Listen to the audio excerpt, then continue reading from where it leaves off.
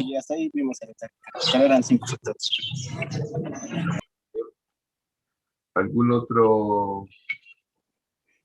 ¿Alguna otra contribución, por favor? A ver, adelante.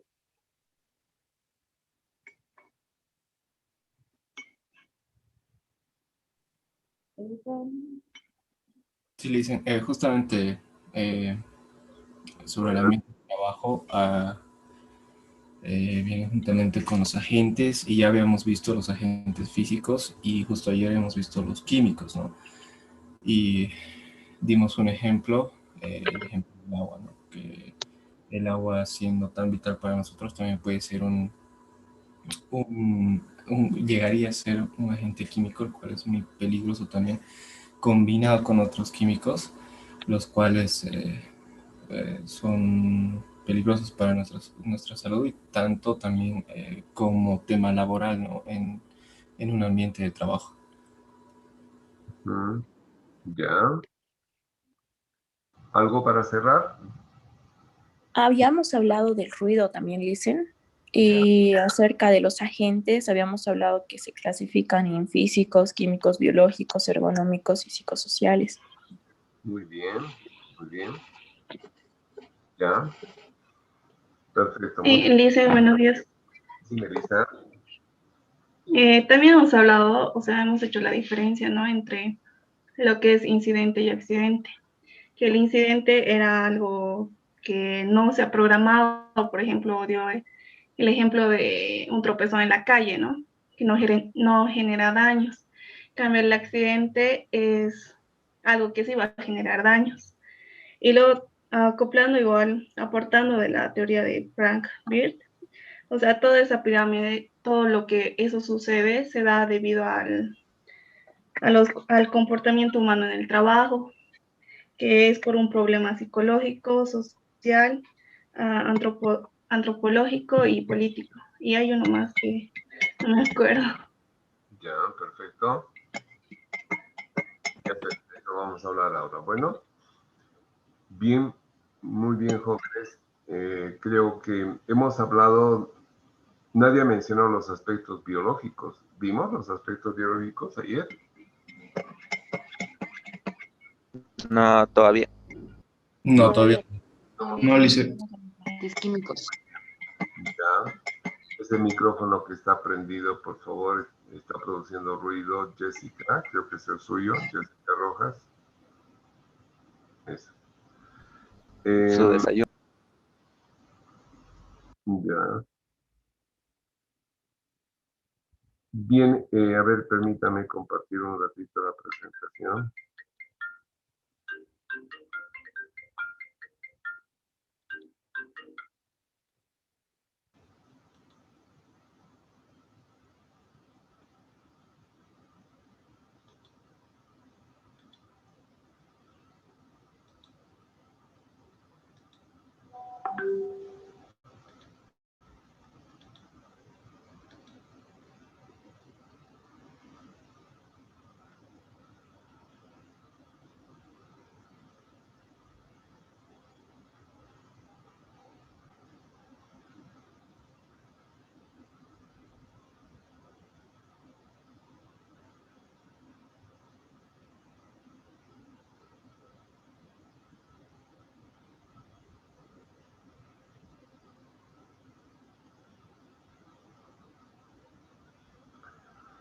Bien, tenemos, como ustedes han resumido, a un ser humano, un trabajador inmerso en un ambiente donde no está solo, ¿no? Es la primera cosa que tendríamos que tener una constancia que está verificada absolutamente por los hechos.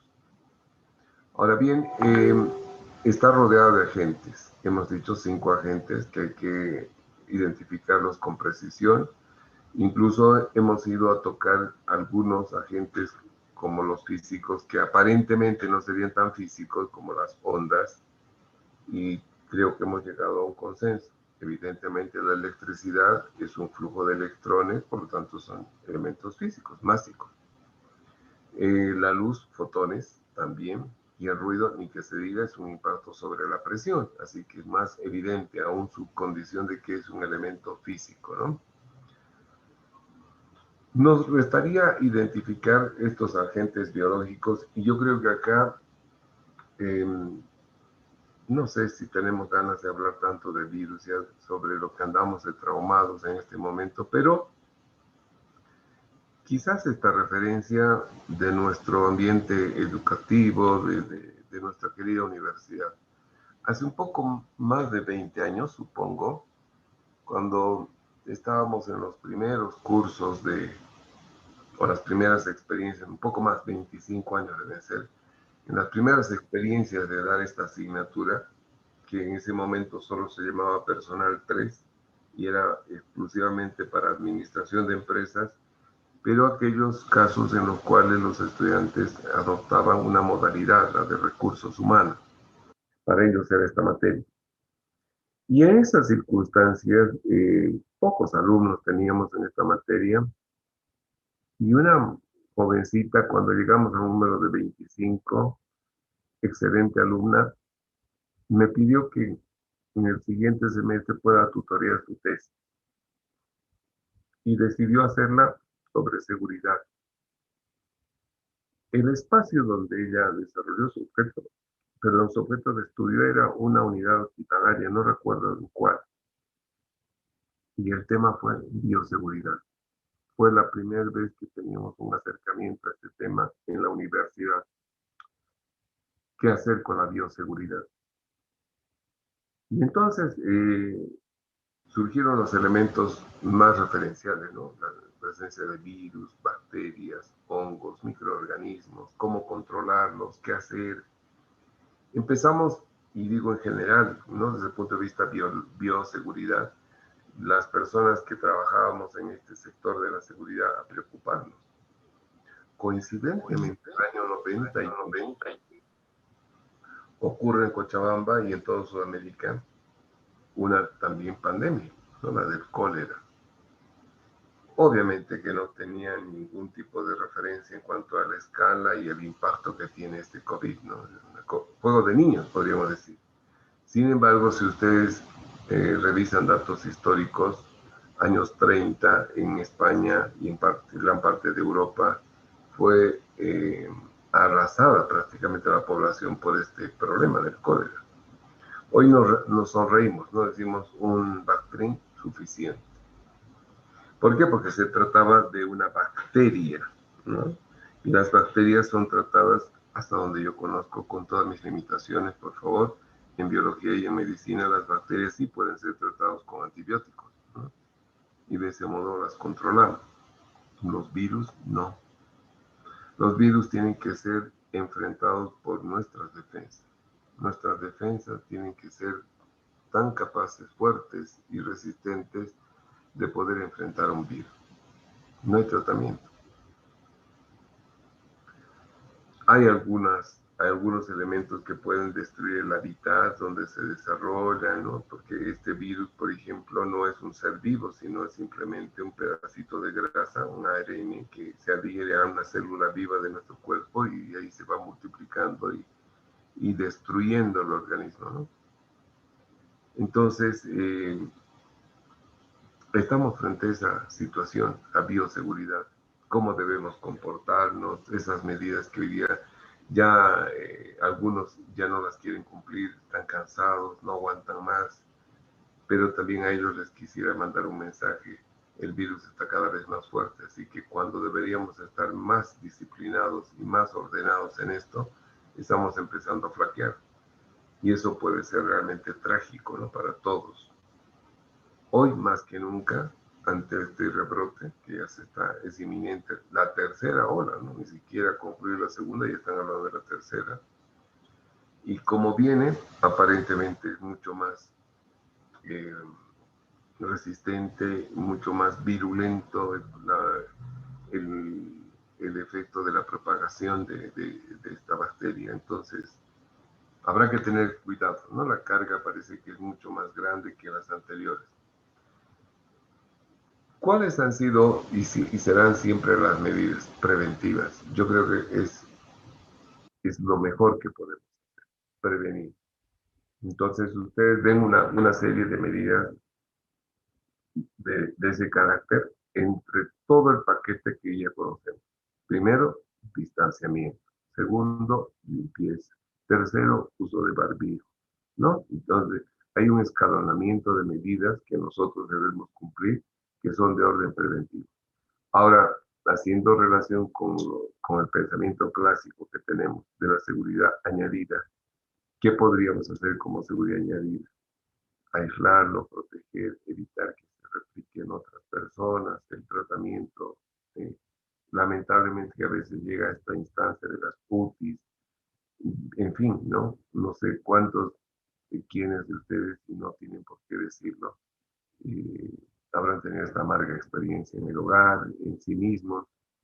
Yo creo que nos obliga a tener mucho cuidado. La bioseguridad hoy es importante en los ambientes laborales, por eso que existen protocolos para los que trabajan, que deben cumplirlos.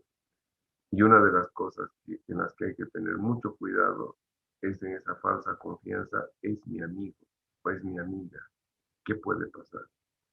Ahí es donde recae todo. Lo propio en un ambiente de trabajo, ¿no? Empezar a tener una falsa seguridad. Es mi compañero de trabajo. ¿Cómo me va a contagiar? Es el que te va a contagiar. Él es el que te va a contagiar. No el que cruza en la calle, ¿no? Porque con el que nos cruzamos en la calle, él está con su máscara, si es que está. Yo, sí, estoy con mi máscara y mis lentes. Entonces, no. Pero el amigo, el compañero de trabajo, con el que, por ejemplo, voy a compartir alguna merienda, ¿no? En el trabajo, me saco el barbijo, él se saca su barbijo, listos, estamos expuestos. El año pasado, el año pasado, en el semestre pasado, tuve una experiencia, pero no sé cómo calificarla. Realmente me dejó impresionado y es la conducta, lamentablemente, de un compañero de trabajo que bien puede ser docente, no sé, no lo conozco al señor, por ahí es administrativo o docente.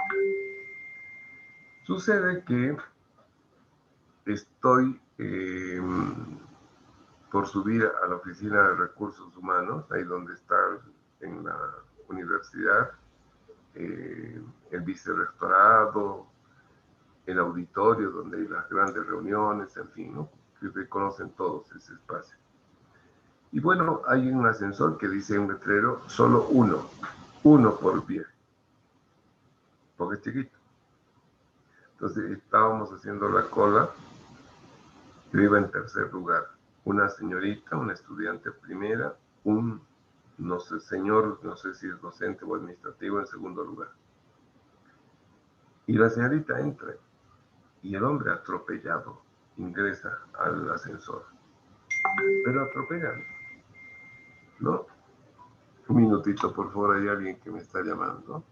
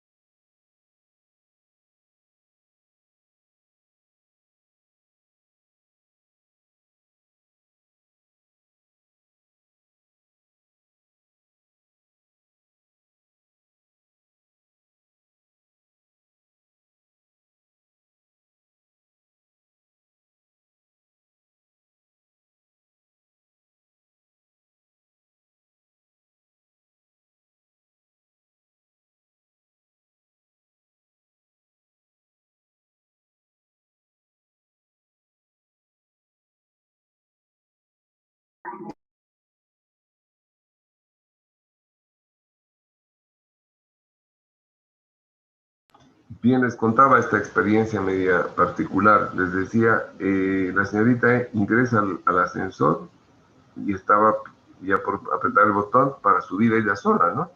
Y el otro señor así atropellado, como siempre, ¿no? Boliviano apurado, entra. Y la señorita lo mira asustado y yo también detrás le digo, señor, no ha leído, solo puede ir una persona.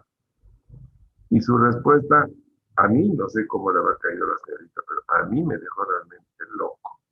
¿Sabe qué me dijo? No se preocupe, me arriesgo, dijo. Él, miren esa visión egoísta, ¿no? Él solo piensa en él, yo me arriesgo. ¿Y por qué tiene que arriesgarla a la señorita? ¿Qué opinan ustedes? A ver, díganme.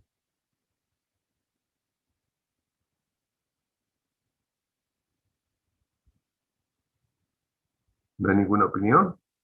Felipe, yo pienso que de su parte es muy irresponsable, no tener, Y egoísta, ¿no? sí, muy, Tremendamente egoísta, solo piensa en él, me arriesgo. Y la señorita, si él es el que está enfermo, y la señorita, no hay que respetarla a ella. Tremendo, ¿no? ¿O qué dice usted? Perdón que la haya cortado.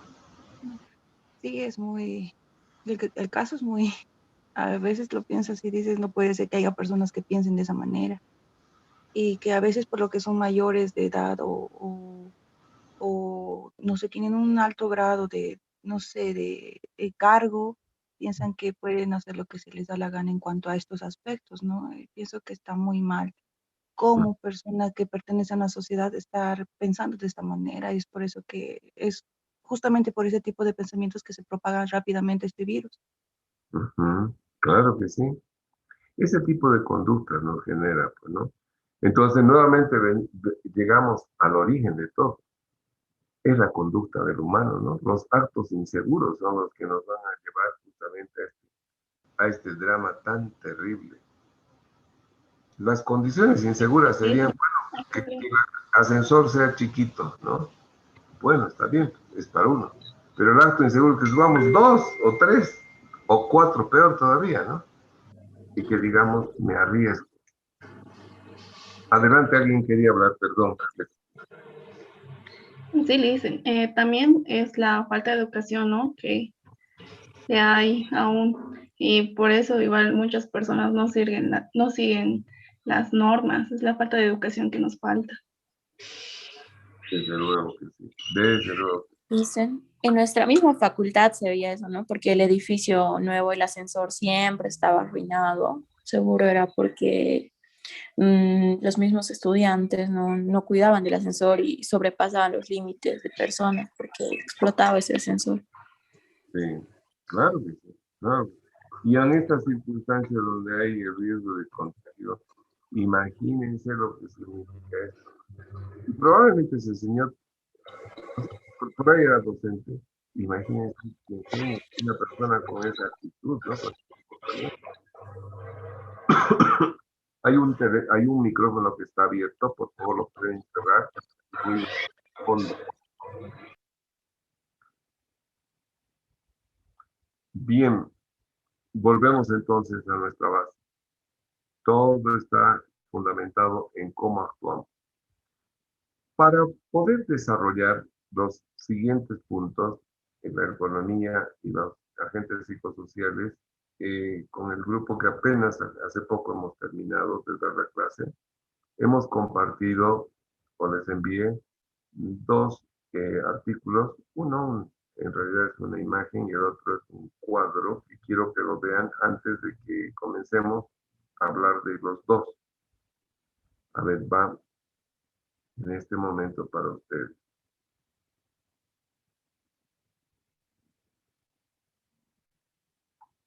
Está en el grupo. Quiero que vean la imagen, el videito que está ahí sobre ergonomía. La señora sentada. Hablemos de ergonomía. Primero les invito a que vean esto y después con eso, con ese reconocimiento que van a hacer ustedes de esas imágenes, van a tener mejores elementos de juicio para que yo comente sobre la ergonomía. A ver, les dejo con el video. Es cortito.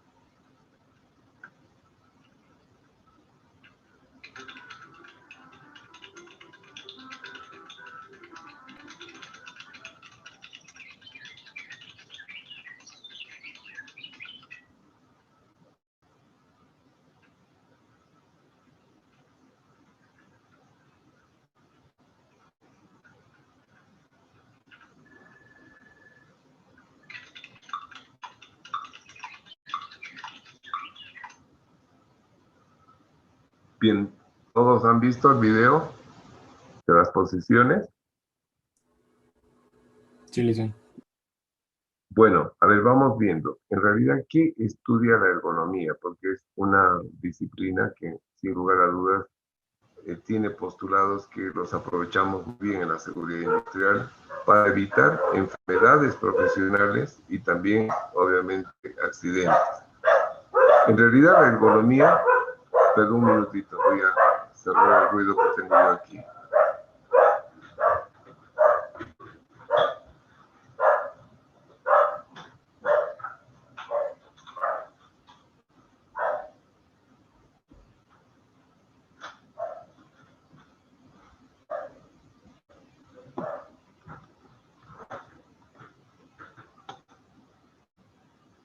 Bien, les decía, la ergonomía es una disciplina que se ocupa de estudiar, interpretar la respuesta que da nuestro organismo, nuestro cuerpo a la carga laboral. En otras palabras, de qué manera nosotros reaccionamos ante una determinada rutina de trabajo que exige obviamente un esfuerzo físico, mental y que en ciertas circunstancias, por los ambientes, diseños de equipos, posiciones, prácticas, puede derivar en algún grado de afectación. El dato histórico más comentado acerca de la ergonomía y la seguridad industrial, en qué momento entran en contacto, se debe remontar a los años de la década de los 50, 60 y quizás 70. Momentos en los cuales, por las costumbres, por los hábitos, por las sociedades en que vivíamos, era muy común que las mujeres desempeñen labores en la transcripción de datos, pero unas máquinas mecánicas que algunos de ustedes posiblemente las han conocido, de unas marcas tradicionales como Underwoods, Royal, Facit, en fin. Esas máquinas tenían un teclado mecánico, un rodillo que había que impulsarlo, haciéndolo girar cada rato. De que uno terminaba de escribir una línea, había una palanca que permitía el avance de ese rodillo y se podía escribir en la siguiente línea, ¿no? Y así sucesivamente. Pero, ¿dónde estaba el problema en ese momento? Así como han visto en esos videos muy simulados, dos problemas podríamos reconocer casi de inmediato, más allá de la posición de la espalda, de las piernas, etc. En las manos, nada más voy a citar el ejemplo, era el diseño del teclado, el ángulo de inclinación no era el mejor. Segundo, las teclas para poder presionar e impactar el tipo, así se llamaba el tipo que imprimía con la cinta sobre el papel, era bastante duro, ¿no? Se necesitaba ejercitar una fuerte presión con los dedos. Ese trabajo que teníamos que hacer durante largas jornadas, especialmente en el caso de las mujeres que eran secretarias, obligaba a una tensión en el dorso de la mano. Y ahí surgió la primera enfermedad profesional de una oficina. Se llamaba el síndrome del metatarso, una inflamación muy dolorosa que afectaba esencialmente al segmento femenino que trabajaba en estas tareas de secretariado, taquigrafía o de transcripción de datos a través, obviamente, de la impresión mecánica. Desde luego que de esa época a hoy han cambiado las cosas. Hoy tenemos teclados mucho más sensibles. Se les llama inclusive ergonómicos precisamente por ese detalle de su inicio, la referencia que hago sobre los daños que sufrían las personas. Estos teclados también pueden ser graduados en cuanto a su inclinación de acuerdo a la necesidad y todas las opciones que ustedes han visto en esas pequeñas imágenes que les he compartido.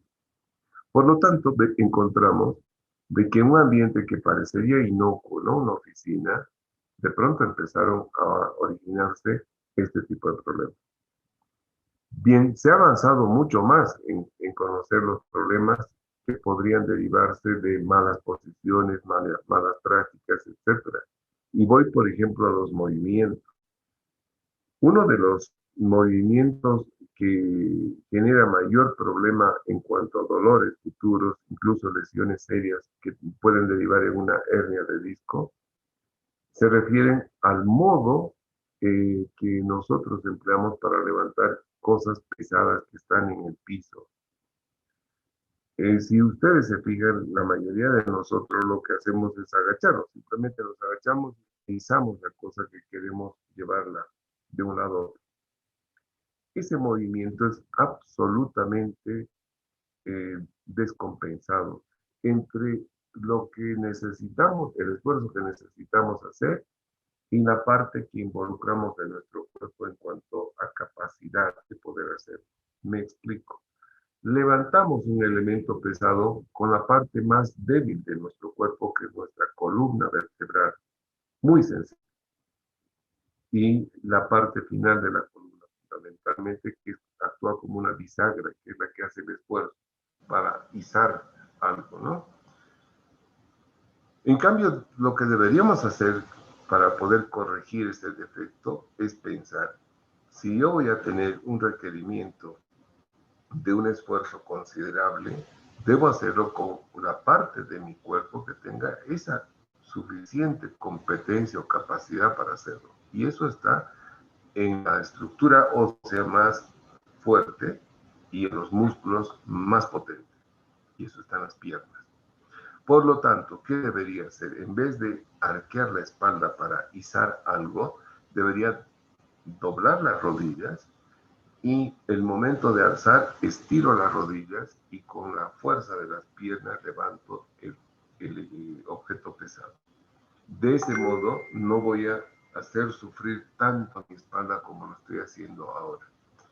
Ese tipo de situaciones son propias de los estudios que realiza la ergonomía y obviamente las recomendaciones para evitar lesiones y también algunos casos dolencias que no se manifiestan de inmediato, sino que son a largo plazo, lamentablemente. Voy a cuestiones generales. Por ejemplo, este dato que está basado en estadísticas de Estados Unidos, que arroja cifras contundentes, ¿no? El 90% de los seres humanos, dice la estadística, sufren o van a sufrir en su vida dolores de espalda. Es el mal común, dolor de espalda. Y la causa de mayor prevalencia en ese estudio está asignada en la mala posición al sentarnos, cosa que han visto en los videos. ¿Cómo deberíamos sentarnos? Han visto ahí, 90 grados. Nuestra espalda debe formar con la superficie en la que nos sentamos, la silla, el sillón, etc. 90 grados. Y es más, si nosotros vamos a permanecer largas jornadas sentados, porque hoy el trabajo es de ese tipo, mucho más cuando se ha vuelto trabajo a distancia, lo recomendable sería que nuestras rodillas estén un poco más altas en cuanto al nivel que nuestra cadera, para que descanse esa espalda, ¿no? De ese modo, en esa posición en la que nos sentimos cómodos, incluso cuando dormimos, o en la posición que sabemos que estuvimos 9 meses en el vientre de nuestra madre, es en la que permite que descanse esa compresión que ejercitan las dos últimas vértebras con el nervio ciático, que finalmente es el producto o es el productor del dolor que sentimos comúnmente. A ver, comentarios, por favor, agilizaremos la clase, despertemos un poquito. Adelante, escucho.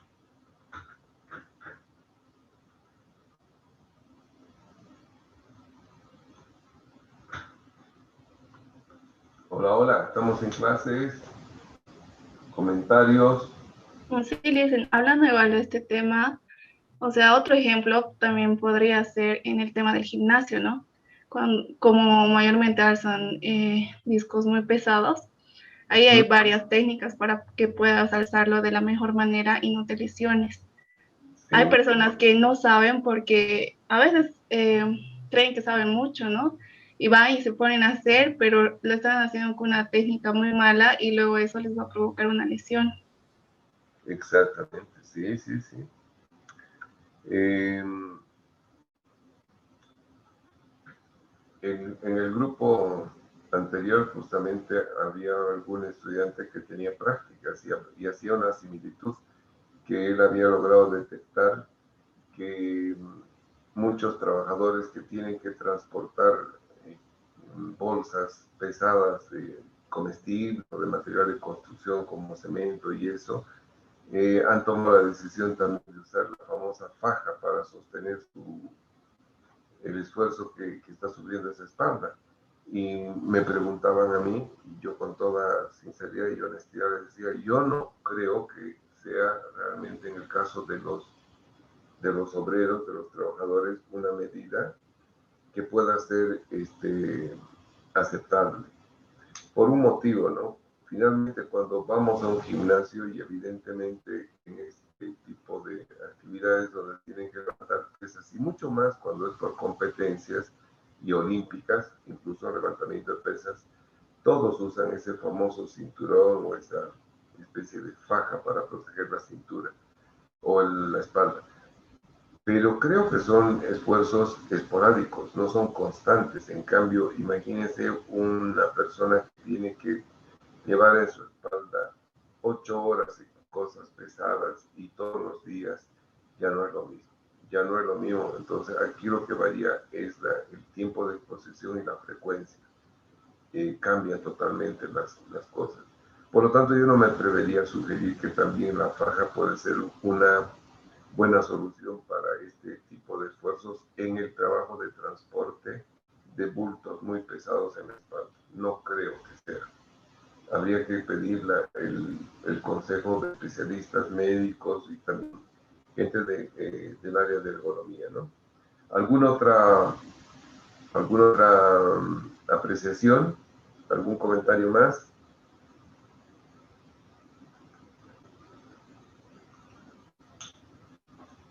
¿Ningún? Licen, Adelante. perdón.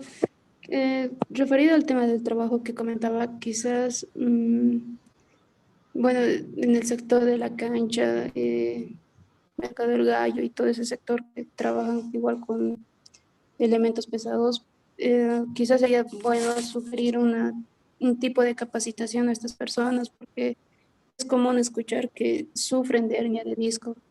Ahí hay bastantes estibadores, cargadores que se dedican exclusivamente al cargo y descargo de telas, cajas y todo lo que es pesado.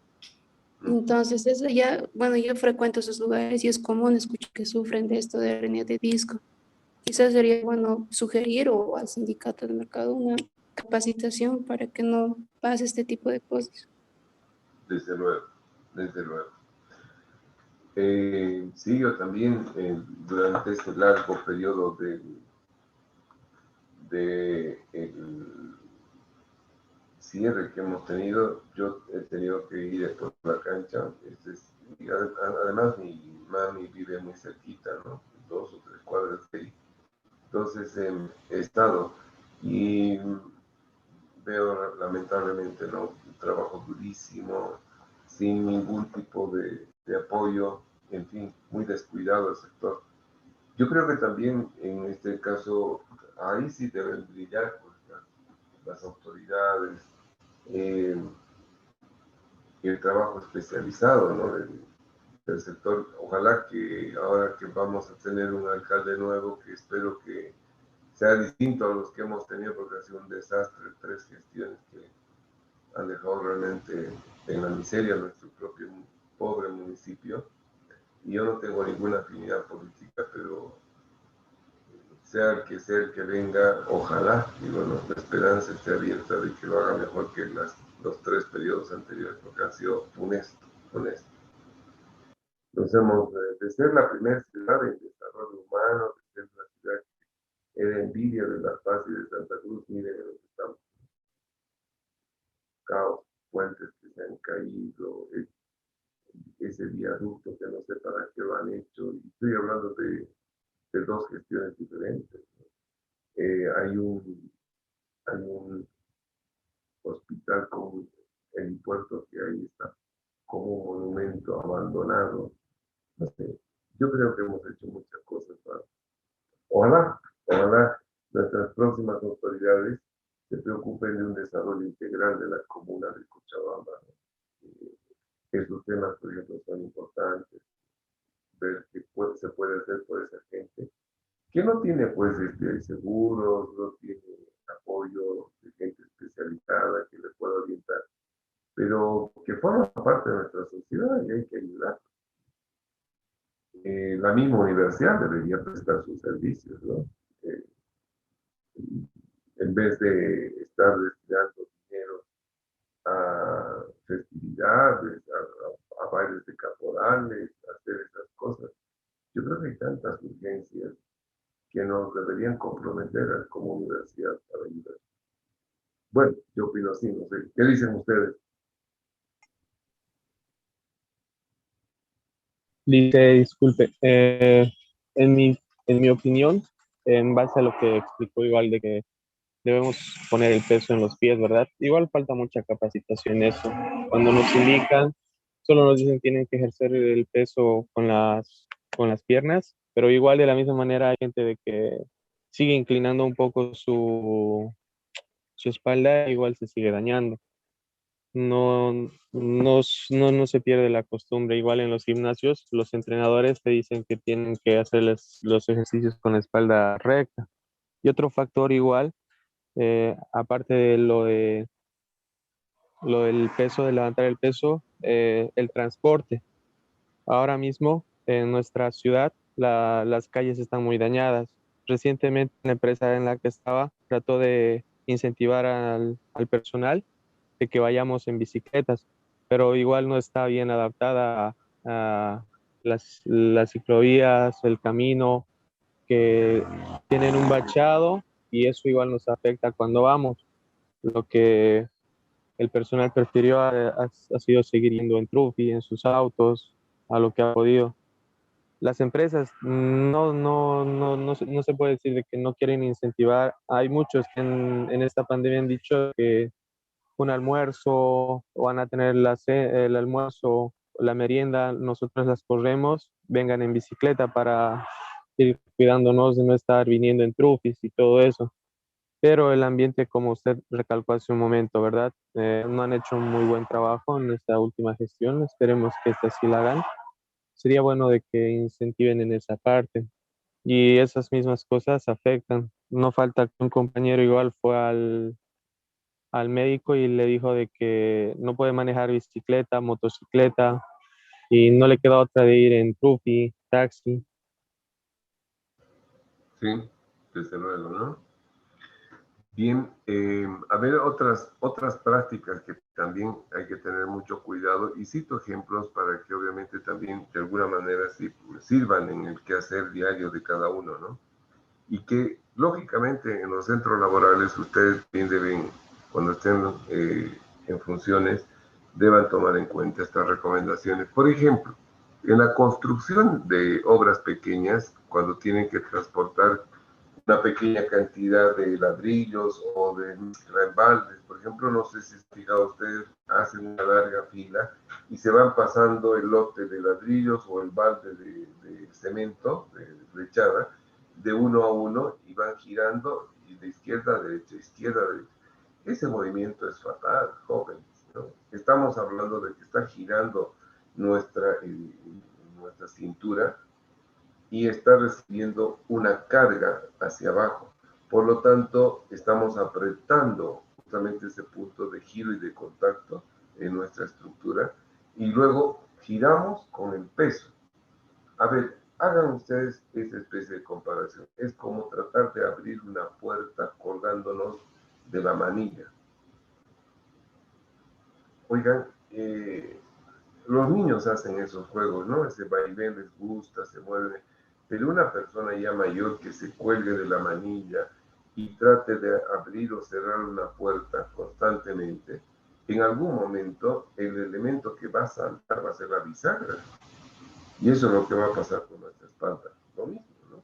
Porque estamos poniendo dos vectores, dos movimientos, uno de giro y el otro hacia abajo, con carga. Entonces, estamos imposibilitando que gire libremente porque estamos dando una carga en otra dirección, hacia abajo. Entonces es difícil que esa pobre espalda no sienta un efecto negativo. Otra posición también que es de cuidado es mantenerse trabajando un largo tiempo en una altura superior a la de nuestra cabeza, ¿no? A veces cuando tenemos que mantener cosas en un estante y estamos acumulando cosas, tendemos a hacerlo sin subir silla o andamio y desde abajo empezamos a colocar. Si estamos mucho tiempo en esa posición, otra vez nuestra espalda va a sufrir el impacto. Y bueno, hoy el problema más grande es nuestra permanencia ante una pantalla con un teclado y por eso me permití compartir con ustedes estas imágenes. Todas las posiciones que podrían ser negativas están analizadas ahí. Tómenlas en cuenta. Esas son recomendaciones sanas para tener obviamente una posición saludable y que no suframos a la larga de dolores de espalda o todavía seamos peor afectados por una hernia de disco que no se va a dedicar a nadie. Dicen que es el dolor más molestoso y la operación más peligrosa. ¿Comentarios? Licenciado, Sí, adelante. quizás algo más para aportar. También en cuanto a los pies, el cruzar los pies, no ve como normalmente las señoritas cruzan, eso igual hace daño, y más que todo la espalda. Y como los profesionales mayormente, bueno, los administradores, secretarios están sentados, más que todo en las mujeres, no todo el tiempo están cruzando, eso igual sería también que considerar, Liz.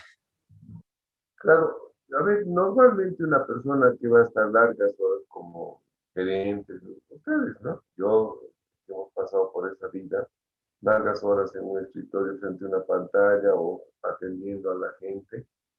Lo que se recomienda es que la altura a la que estén las rodillas esté un poquito más alta que la cadera, para que descanse esa parte baja de nuestra espalda. Eso es lo que tenemos que tener cuidado, ¿no? Y lógicamente también el ángulo con el que nosotros dirigimos nuestra visión sobre la pantalla. No puede estar hacia arriba, hacia abajo. Esa posición que adopta la gente que descuidadamente anda en las calles con su celular, mandándose mensajes, viendo a veces hasta tonterías, bueno, está afectando a la cerviz, ¿no? Esa parte ya también superior de la columna y hay una tensión en el cerebro, eso origina dolores de cabeza frecuentes, porque la gente está mirando hacia abajo y entonces porque está trabajando. Lo mejor siempre será sentarse y ver, de trabajar adecuadamente.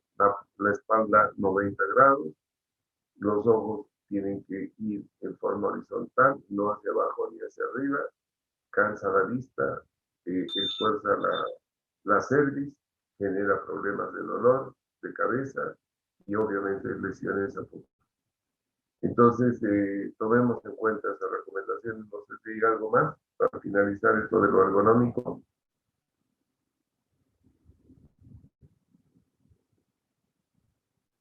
Bueno, vamos a la parte dura. Esto nos va a demorar unas 2 o menos. Ya lanzamos trabajo con el otro grupo.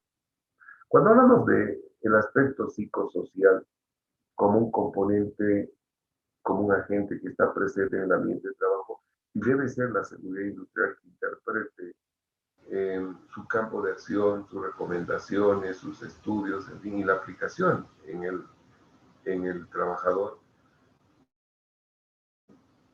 Desde el punto de vista de nuestra formación, la referencia es una materia que no sé si llevarán ustedes los de ingeniería comercial, pero los de administración sí llevan, que se llama comportamiento humano en el trabajo. Entonces yo quiero adecuar nuestra óptica de la seguridad industrial con lo académico también que ustedes están más acostumbrados a ver. Y si no han visto, es momento que vean comportamiento humano, es muy importante porque se tocan muchos elementos que tanto los marqueteros como los administradores manejan con bastante frecuencia. Me refiero a temas, por ejemplo, como el liderazgo, la comunicación, manejo de conflictos, negociaciones, a todos les cae. Estas ciencias del comportamiento humano, o el comportamiento humano como se define en libros que son referencia eterna, ¿no? Años que utilizamos, a Robbins o a Chavenar con este tema.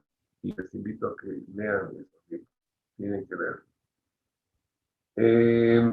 Ellos citan, ambos, de que esta disciplina, comportamiento humano del trabajo, por lo menos, tiene el aporte de 5 ciencias. Y como hemos visto, al igual que la seguridad industrial, que no toca, creo que toca todos los saberes, tanto científicos como técnicos, el caso del comportamiento humano lo toca. Si quiero hablar de aspectos psicosociales, reitero, tendría que referirme en nuestro lenguaje al comportamiento humano del trabajo. ¿Cuáles son esas ciencias? La psicología, la sociología, la antropología, la política y la pedagogía. Vamos con la primera, la psicología. ¿Por qué la psicología tendría que ser una ciencia que entre en contacto con la seguridad industrial? Hoy hasta una disciplina ya, la psicología de la seguridad se llama. Ya hay libros completos sobre eso. ¿Y qué tendría que estudiar y de qué manera sería útil para la seguridad? La psicología lo que va a estudiar o estudia es en la serie de comportamientos humanos que tenemos, en nuestra interacción con otros seres humanos, pero también con nosotros mismos. Entonces, es la ciencia que explica, por ejemplo, las relaciones interpersonales y las intrapersonales. Y uno de los elementos que se distingue en ambos lados, que es muy citado en todo tipo de investigaciones, los marqueteros lo toman en cuenta, los administradores, los de recursos humanos, es la personalidad. Cuando hacemos, por ejemplo, en recursos humanos, un proceso de selección, el test psicológico está centrado en un 80-90% en determinar los rasgos de personalidad de los candidatos. Cuando hacen ustedes el perfil, los marqueteros, el perfil del consumidor, la personalidad es determinante. Cuando los administradores tienen que definir qué tipo de perfil se necesita para los puestos, para la calificación de puestos, ahí también entra la personalidad. Y en la seguridad también es determinante. Ahora, ¿qué entendemos por personalidad? ¿Es un rasgo humano? Sí.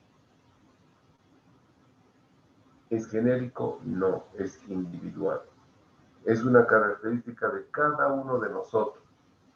Se le hace mucha relación comparativa con la huella digital, con el iris del ojo, con el ADN. Por lo tanto, es un elemento que nos identifica en nuestra individualidad. Únicos somos. Ahora, que hay patrones, tipos de personalidades, y entre ellas, en alguna de ellas podemos encajar, sí. ¿Y por qué es única? Porque en realidad está compuesta por otros dos rasgos que son los antecedentes de la personalidad. El temperamento y el carácter. El temperamento es el rasgo humano heredado. La carga genética que nos dejaron nuestros padres imprime nuestro temperamento, que puede ser impulsivo, puede ser iracundo, puede ser pasivo, en fin. Pero nuestro carácter está impactado por nuestra vivencia, por nuestra interrelación desde niños con otros seres humanos, con el entorno, con la sociedad, con la cultura. Esa combinación entonces entre entre temperamento y carácter, determinará la personalidad que nosotros tenemos. Y es fundamental porque vamos a ver en el trabajo que les estoy encargando, ustedes determinen, de acuerdo al criterio de Jung, hay 8 rasgos de personalidades diferentes. Y ustedes tienen que evaluar. Yo no necesito que me pasen una fichita como la que yo les he dado, en resumen. Ustedes tienen que evaluar de todas esas personalidades cuál es su comportamiento respecto a la seguridad. Son personas seguras, son intuitivas, son racionales, piensan antes de actuar. Cada una tiene su propio matiz. Entonces, espero una contribución riquísima para la clase de miércoles. ¿No? El referente ya tiene el mejor modelo de clasificación de personalidad. ¿Hay alguna duda, pregunta al respecto?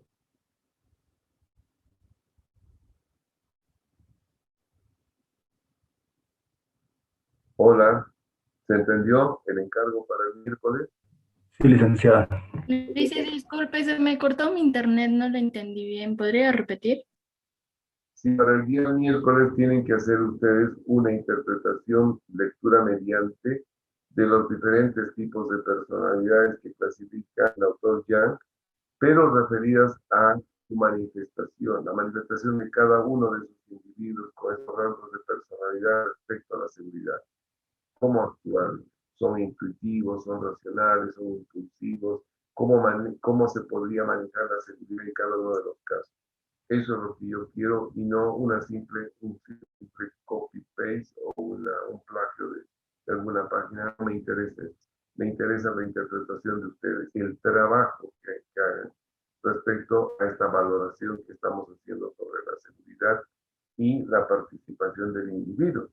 Dado el antecedente en el estudio de Frank Bitt, que el 85% de los accidentes se deben a la conducta de los hombres. La personalidad imprime la conducta que tenemos cada uno de nosotros. Por eso es que debemos pensar eso. Y voy a citar un caso que es patético, ¿no? Patético. Hace 3 años o 4, me corrigen ustedes en los datos del tiempo, ahí tienen internet. Las líneas de aviación han tomado una política en cuanto al mercadeo. Han decidido, las más importantes, tener una segunda línea paralela, pero de calidad inferior, ¿no? Con precios más bajos. Y en ese orden de cosas, Lufthansa, la empresa alemana, tiene su línea de ese tipo, ¿no? Y en ella se produjo un accidente hace 2 o 3 años, cuando el copiloto tomó el control de la nave y la estrelló con más de 87 pasajeros. Obviamente este tipo de accidentes, ustedes saben bien que pasan una serie de procesos de investigación, técnica, en fin, ¿no? Y no encontraron en ningún tipo de anomalía en lo técnico. El procedimiento de vuelo estaba correcto, así que llegaron a la conclusión de que fue el copiloto que la estrelló la nave a propósito. Entonces fue un motivo de tremenda discusión si los exámenes psicológicos que se practican a todo personal que ingresa a una compañía estaban bien hechos en este caso. Puesto que había antecedentes de que este señor tenía un tipo de personalidad bastante sui generis, que sus compañeros detectaron, pero no el personal o los encargados de recursos humanos en el momento de contratarlo, ni cuando le hacían las evaluaciones periódicas. Entonces, es un tema interesante. Semejante accidente causado a propósito, ¿no? Bien, eso es lo que, por favor, preparen para el día miércoles.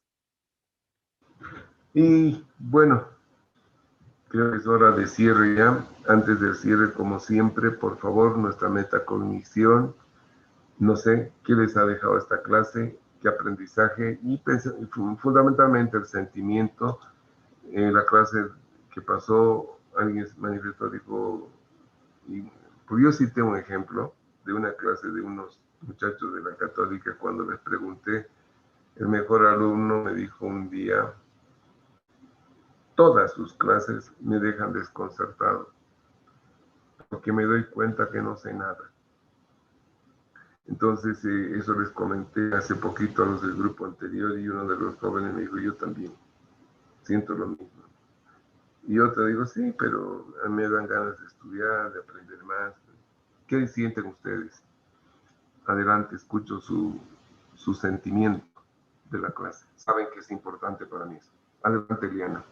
Dice, bueno, yo a lo que pude aprender sí te deja desconcertado de una manera en que ves, comparas con la sociedad o con lo que se practica y dices, no sabemos absolutamente nada o no se practica como se debería practicar, especialmente lo de la ergonomía, estos aspectos psicosociales igual que son muy importantes y son, si te das cuenta, son muy preventivos porque si lo ves a la larga, estos pueden ocasionar, no sé, peores accidentes, etcétera, y que no vemos, o sea, teniendo la oportunidad de prevenirlo, no lo hacemos. Es lo que sí te deja bastante desconcertado, esto de los aspectos psicosociales igual, se ve mucho, especialmente en esto, lo que es la presión, la depresión y luego posteriormente suicidios y a eso hay que dar indemnizaciones. Entonces puedes prevenir todo esto y no lo hacemos. Es lo más raro para Claro. mí. Sí, sí, sí. O sea, también usted queda así desconcertada en las clases. Sí, a veces sí hay cosas que no tomamos en cuenta o no sé, no le damos la relevancia que deberíamos darla y luego dices, pero sabía o sí, tienes razón y es algo tan tonto que no lo hayamos tomado en cuenta. ¿Alguien más? A ver, que exprese sus sentimientos respecto a esta clase. ¿Cómo salió? ¿Cómo está saliendo? ¿Con entusiasmo, con frustración, con miedos? Adelante. Buenos días, licenciado. Adelante. Yo pienso que la clase está muy bien porque aparte de que aprendemos nuevas cosas, es interactivo y también podemos repasar lo que, si es que no se quedó claro la anterior clase, para que todos estemos en el mismo nivel. Y también es importante esto de la personalidad porque yo me acuerdo en una materia, Psicología de la Organización, que incluso cuando tenemos que capacitar o contratar a nuevas personas o algo, se hacen como estos exámenes para que podamos ver la personalidad de la empresa, de la persona que va a entrar a la empresa, con distintos ejercicios o distintas pruebas que se pueden hacer y eso es importante también. Desde luego, eso es lo que estoy pidiendo que hagan, ¿no? ¿Ven? Han hecho, así que están capturando el conocimiento antiguo. ¿Alguien más? ¿Alguien más que qué le pareció la clase? ¿El método les gusta? Creo que ya les pregunté. ¿Esto es común hacerlo en todas sus materias? ¿Hacen este tipo de clases? ¿Así las manejan? A ver. Perdón, dicen. Respecto al avance, sí, acotando lo que decía mi compañera, son cosas que quizás no las tomamos en cuenta y cuando ya a medida que vamos avanzando la clase te das cuenta y surge una frase común que decimos y todo este tiempo lo estaba haciendo mal y son quizás detalles que deberíamos tomarlos en cuenta para que se conviertan en un hábito porque nos hacemos daño y claro, somos jóvenes, no nos damos cuenta, pero ya con el tiempo se nota esos pequeños detalles que no habíamos tomado en cuenta. Y respecto a la dinámica de la clase, algo que personalmente he notado en algunas materias también, que imagino que es porque es virtual las clases, hay más participación de los compañeros que cuando las clases eran presenciales. Quizás, bueno, varios tienen un poco de temor al participar y que todos te vean, pero hacer virtual y de esta forma Y en lo personal he notado más participación. Creo que eso les dice. Muy bien, me gusta. ¿Alguna otra opinión más?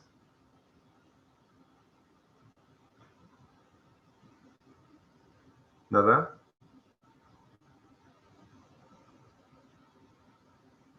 Hay personas que están por el WhatsApp preguntando qué tenemos que hacer. Bueno, vuelvo a reiterar, para el día miércoles lo que tienen que hacer es retomar esas lecturas que su compañero ha citado justamente sobre personalidad, y el mejor referente es Jan, que hace una clasificación en 8 categorías sobre la personalidad. Bueno, yo no necesito que me hagan una monografía o una copia de eso. Lo que quiero es que interpreten. Interpreten qué significa. Yo leo, por decir, la personalidad A, cuáles son sus rasgos, qué relaciones positivas y negativas podría tener con respecto al comportamiento en el trabajo. Es un hombre seguro, es inseguro, me va a generar problemas. En el entendido que el 85% de los accidentes se producen por actos inseguros. Somos nosotros los que cometemos esas barbaridades. Ahora, ¿por qué lo hacemos? Nuestra personalidad tiene mucho que ver con eso. Ese es el trabajo. ¿Está bien? ¿Se entendió? Sí, listen. ¿Listo? Perfecto, jovencitos. Un gusto de verlos. Nos estamos comunicando el miércoles, no se olviden. Ustedes hacen la clase el miércoles. Que tengan un excelente fin de semana. Hasta el miércoles.